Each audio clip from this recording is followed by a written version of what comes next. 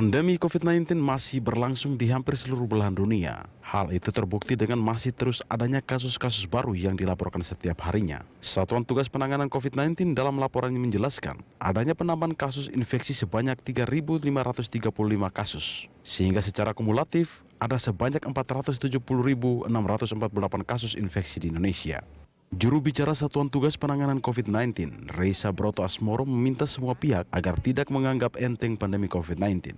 Hal ini lantaran biaya perawatan satu pasien COVID rata-rata mencapai Rp184 juta selama 16 hari. Selama masa pandemi COVID-19, masyarakat diminta menjaga diri dan lebih mengutamakan upaya pencegahan dari terpaparnya penyakit. Pasalnya, upaya pencegahan lebih murah ketimbang mengobati yang membutuhkan biaya yang tidak sedikit. Sementara itu, Guru Besar Fakultas Kesehatan Masyarakat Universitas Indonesia, Hasbullah Tabarani, mengatakan, dari hasil studi yang dilakukan, biaya perawatan pasien COVID-19 menelan biaya hingga ratusan juta rupiah. Besaran biaya perawatan juga tergantung seberapa banyak penyakit-penyakit penyerta yang dimiliki. Berdasarkan kajian ia survei di 9 provinsi, biaya penanganan pasien COVID mencapai Rp446 juta.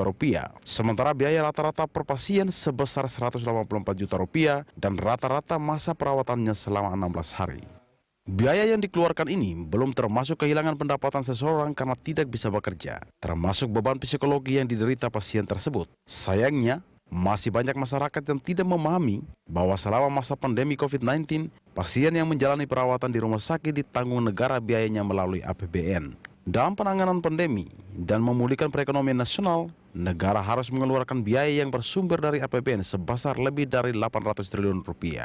Biaya sebesar itu harusnya tidak perlu dikeluarkan jika masyarakat disiplin menerapkan 3M, yaitu memakai masker, menjaga jarak, dan mencuci tangan. Masyarakat Indonesia bisa mencontohi negara-negara di Asia yang disiplin protokol kesehatan, seperti Tiongkok, Taiwan, Thailand, Korea, dan lainnya yang mengalami penurunan penambahan kasus. Di sisi lain, vaksinasi bertujuan agar masyarakat yang mendapatkan vaksin tidak akan menularkan kepada orang lain. Karena dengan vaksinasi, masyarakat tidak akan tertular dan tidak menularkan kepada orang lain. Ketika vaksin sudah disediakan pemerintah, ia meminta masyarakat mematuhi. Vaksin memiliki efektivitas mencapai 90%. Artinya, dari 10 orang yang divaksinasi, 9 orang tidak terkena penyakit COVID-19. Tim Liputan Berita 1. Jangan anggap enteng COVID-19, itulah topik dialog kita pagi ini, di mana biaya pengobatan seorang pasien yang terinfeksi virus corona terbilang mahal. Rata-rata biaya perawatan satu pasien COVID-19 sebesar Rp184 juta dalam waktu perawatan rata-rata 16 hari. Dan untuk membahasnya, kita sudah terhubung dengan Guru Besar Fakultas Kesehatan Masyarakat Universitas Indonesia, Hasbullah Tabarani. Selamat pagi, Prof. Selamat pagi. Selamat pagi semua Jakarta. Ya, pemirsa, kami juga mengajak Anda berinteraksi melalui sambungan telepon yang tertera di bawah layar kaca Anda. Prof, kita langsung saja. Prof Hasbullah, kalau melihat hasil kajian dan survei yang Anda lakukan di 9 provinsi ini, saya konfirmasi terlebih dahulu. Anda menemukan bahwa biaya perawatan seorang pasien COVID-19 terbilang fantastis. Apakah benar demikian, Prof? Ya, itu survei sebetulnya surveinya Kementerian Kesehatan, ya hanya saya sebagai pimpinan surveinya. Dan itu hasil sementara. Untuk kemarin itu saya sajikan untuk memberikan ilustrasi betapa besarnya biaya kesehatan dan denda yang dipungut kepada Rizik Syihab, Pak Rizik Syihab. Itu 50 juta itu kecil sekali sebetulnya. Untuk ilustrasi itu saya berikan. Hasil lengkapnya nanti akan kita presentasikan kemudian hari. Tapi walaupun hasil sementara sangat relevan untuk dipahami oleh masyarakat bahwa kalau kita tidak menjaga diri, tidak disiplin dengan 3M, kita menghabiskan uang bersama yang disebut uang APBN, uang negara, karena setiap berobat COVID itu didanai dari APBN. Dan itu nilainya besar sekali supaya masyarakat bisa paham, jangan memboroskan uang bersama, uang negara. Oke, berarti benar demikian. Prof, kalau kita melihat hasil analisa Anda, ini kan biaya perawatan satu orang pasien COVID-19 paling tinggi bisa mencapai Rp446 juta. Ini tentunya bukanlah angka yang sedikit, Prof. Lalu faktor apa saja yang kemudian menyebabkan biaya perawatan ini terbilang mahal? Ya, kita tahu biaya kesehatan yang mahal itu adalah biaya-biaya yang memerlukan teknologi tinggi, seperti misalnya perawatan ruang intensif, ya. Ruang intensif dengan tekanan negatif makin mahal lagi, ya. Ditambah lagi dengan kalau perlu ventilator. Walaupun ventilator yang relatif murah diproduksi di Indonesia, tetap pada pelayanan ruangan intensif dibutuhkan banyak sekali obat yang mempertahankan dia bernapas, obat yang bisa menurunkan infeksi sekunder misalnya jika itu ada, obat yang mengendalikan tekanan darah, obat yang mengendalikan gula darah kalau ada penyakit penyerta atau komorbid.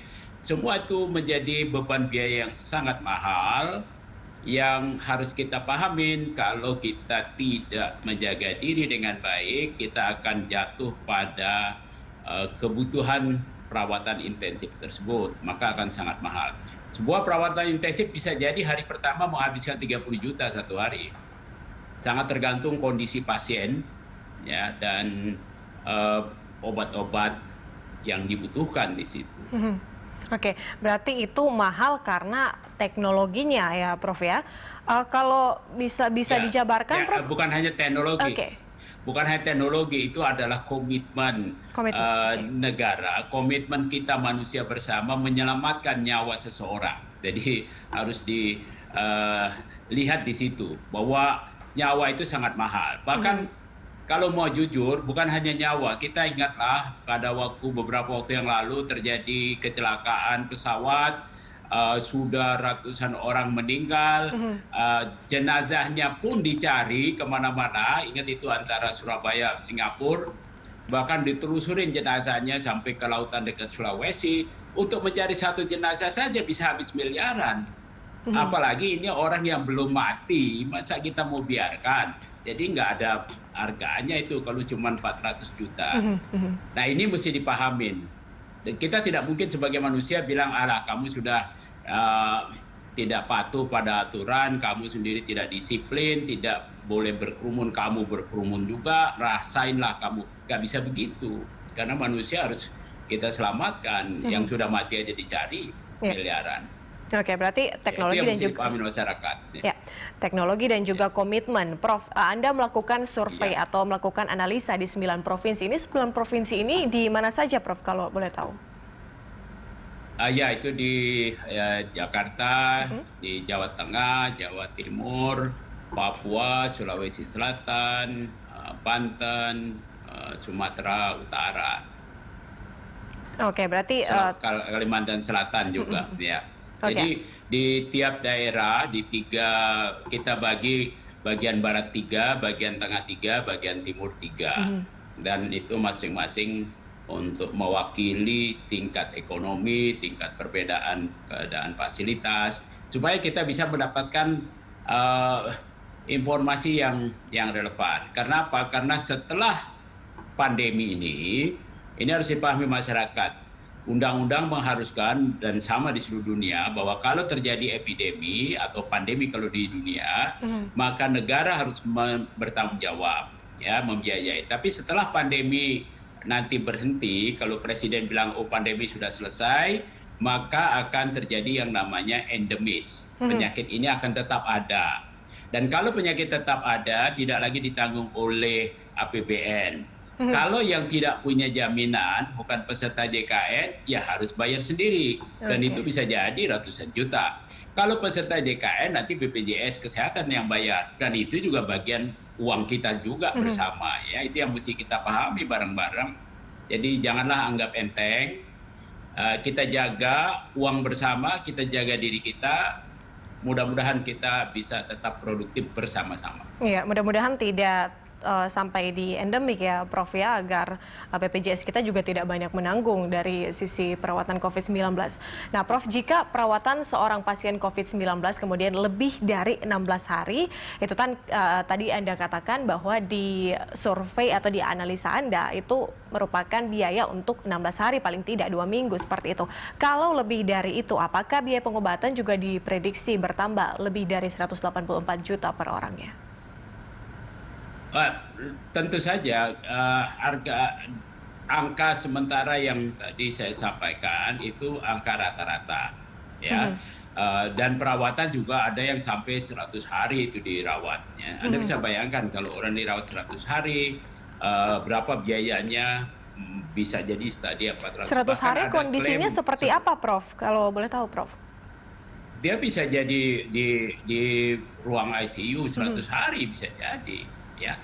Karena apa? Karena manusia nggak bisa bilang, oh kamu dalam ICU, kamu perlu ventilator, sekarang kayaknya udah kelamaan, cabut aja ventilator, kamu mati aja. Nggak bisa begitu. Dan itu merupakan pelanggaran hak manusia, merupakan pembunuhan pasif atau etanasia kalau diangkat. Nah inilah masalah yang kita hadapin. Kalau kita tidak menjaga diri, bisa jadi kondisi badan kita jelek, kena virus, tambah berat, dan sulit bangun, tapi sudah masuk di ICU, sudah pakai ventilator, nggak bisa dicabut. Kalau dicabut berarti kita membunuh, namanya etanasia, dibiarkan biaya nggak bisa dihindari terus-menerus. Nah, oleh karena itu yang terbaik adalah cegah, jangan sampai kita sakit. Itu yang paling penting. Oke, Prof, biaya... Anda bisa bayangin kalau seseorang masuk ICU bisa sampai 100 hari, bukan tidak mungkin dengan COVID atau penyakit lain juga. Kalau dia masih produktif, dia berdagang atau bekerja, berapa banyak kerugian yang diderita oleh keluarga itu. Itu luar biasa besarnya. Ini yang perlu dipahami masyarakat, bukan hanya sekedar ya nggak ada COVID, nggak kena COVID lah, biarin aja, kena juga nggak apa-apa, takdir Tuhan. Ini kadang-kadang ada sebagian orang yang masih berperilaku seperti itu. Iya, artinya jangan dipandang enteng seperti itu ya, Prof ya. Betul, Prof, kalau kita melihat dari analisa Anda di 9 provinsi tadi, kan tadi ada dari Jakarta, kemudian juga di sejumlah daerah di Jawa, selain itu juga ada di Sulawesi Selatan, Banten, Kalimantan. Ini Anda melihatnya, atau menurut analisa Anda, 184 juta ini berada di provinsi mana, Prof? Apakah bisa dikatakan bahwa di provinsi-provinsi ini biaya perawatannya rata-rata seperti itu, ataukah mungkin ada di satu, dua, atau lebih provinsi seperti itu yang biayanya bisa dikatakan lebih mahal dibandingkan provinsi yang lainnya? Di semua provinsi variasinya besar. Variasinya dari beberapa juta sampai ratusan juta di semua provinsi. Karena biaya-biaya itu memang tidak bisa dibilang di provinsi murah, katakanlah ada provinsi murah yang biaya tenaga kerjanya cukup 2 juta atau 3 juta, berarti biaya berobatnya murah. Tidak demikian, bisa jadi provinsi-provinsi tertentu yang memang biayanya murah, contoh saja banyak diramaikan di Jogja, biayanya murah misalnya ya. Ya biaya murah, biaya hidup murah, tapi begitu masuk ke ICU nggak banyak bedanya. Karena pertama alat-alat kita masih impor. Obat-obatan kita 90% masih impor. Dan kalau kita impor artinya nilai belinya dalam dolar. Nilai dolar itu sama mau di Jakarta, mau di Jogja, mau di Papua. Ya, beda-beda tipis lah. Ya. Sehingga ya biayanya nggak banyak berbeda antar provinsi. Oleh karena itu, buat masyarakat dimanapun di tanah air, jangan kemudian menganggap kami sih di provinsi kecil, nggak ada resikonya atau resikonya murah, ya nggak apa-apa lah ngabisin duit negara. Jangan sampai itu perilaku itu tertanam di diri kita. Iya, Prof, kalau itu kan tadi 184 juta, ini kita bicara ratusan juta, itu sudah bagi mereka yang istilahnya memiliki penyakit bawaan, seperti itu. Benar, Prof? Saya konfirmasi dulu. Tidak selalu. Okay. Tidak selalu. Karena bisa jadi orang-orang yang penyakit bawaan yang mesti saya koreksi dikit. Yang disebut penyakit bawaan itu penyakit yang sejak lahir didapat. Okay. Kebanyakan yang menjadi penyakit penyerta adalah penyakit hipertensi, tekanan darah tinggi, penyakit diabetes. Itu bukan penyakit bawaan, itu penyakit perilaku. Perilaku kita lah yang tidak jaga diri, makan seenaknya, perilaku seenaknya, olahraga kurang, kemudian makan lemak banyak, makan gula atau karbohidrat tinggi, akhirnya kita menjadi sakit. Kemudian kita tidak peduli juga dengan 3M, tidak peduli juga dengan mencegah COVID, tambah penyakit lagi. Nah, perilaku-perilaku ini merugikan teman-teman kita, merugikan saudara kita, dan menghabiskan dana negara juga. Jadi jagalah amanah, kalau dalam Islam itu namanya amanah. Jadilah orang yang amanah, bisa dipercaya, tidak merusak lingkungannya. Ini yang paling penting perlu dipahami bersama. Atau disebutnya kalau kita bicara sekarang, jangan anggap enteng, ya, karena kita sendiri akan rugi, tidak bisa bekerja, tidak bisa berproduksi, tidak bisa belajar, tidak bisa menghasilkan uang, dan menghabiskan uang negara. Bayangkan aja 2 kali rugi itu. Ya, Prof, bagaimana dengan apakah Anda sudah melakukan juga analisa untuk perkiraan biaya atau dana yang harus dikeluarkan oleh seseorang apabila ia terpapar COVID-19 namun tidak memiliki gejala seperti itu? Ya, tentu kalau yang tidak memiliki gejala, nanti kita akan kaji itu. Ya, kalau tidak memiliki gejala, kan dia harus isolasi. Ya, isolasi mandiri atau isolasi di tempat rumah sakit sementara. Anda bisa bayangkan, sebagian kecil saja orang yang dalam isolasi masih tetap bisa berproduksi, menghasilkan uang. Ya, kalau dia bisa komunikasi. Sebagian besar orang kita masih bekerja secara manual dengan kehadiran fisik. Begitu dia isolasi mandiri, kalau dia bukan pegawai, nggak ada gajinya dia. Kalau dia pedagang, kehilangan penghasilan. Anda bisa hitung sendirilah. Masing-masing orang punya pendapatan yang berbeda-beda. Itu juga harus dipahamin. Belum lagi kemudian yang perlu dipahamin bersama adalah, kalaupun uang bisa kita cari kemudian, rasa sakit, rasa khawatir, stres keluarga yang ditinggalkan, atau yang sedang menunggu keluarganya di isolasi mandiri karena tidak ada gejala, itu besar sekali, nggak bisa dinilai dengan uang. Ya, akan aman sekali kita kalau kita bisa menjaga diri, sederhana sekali, cuman pakai masker, jaga jarak, dan bersihkan diri. Itu perilaku juga. Kalau kita berperilaku baik, insya Allah kita bisa mendapatkan reward dari perilaku kita, mendapatkan ganjaran dari perilaku kita yang kemudian bebas COVID, tetap produktif. Itu yang perlu dipahamin. Ya. Oke, Prof, kita akan bahas soal itu, Prof, bagaimana perilaku masyarakat dalam menerapkan 3M. Kita akan bahas di segmen selanjutnya. Pemirsa, tetaplah bersama kami akan segera kembali.